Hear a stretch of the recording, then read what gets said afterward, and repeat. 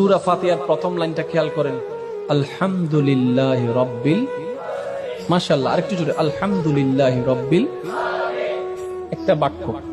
এরপরের বাক্যটা একটু খেয়াল করেন, আর রহমানির রহিম। আপনি কি কখনো ভেবেছেন এই কোরআনুল কারীমে সূরা ফাতিহার মধ্যে আল্লাহ স্টার্টিং এভাবে করলেন কেন? আর রহমান কার নাম? আর রহিম যুবক ভাইরা বলুন কার নাম? আল মালিক কার নাম? আল কাদের কার নাম? আল আজিজ কার নাম?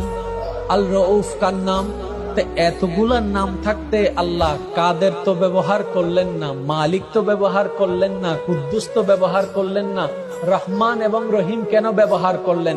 রব্বে করিম কোরআনের শুরুতে ফাতিহার ভূমিকায় আল্লাহ পাক সমস্ত বান্দাদের মাইন্ডে একটা কথা বসাই দিতে চেয়েছেন,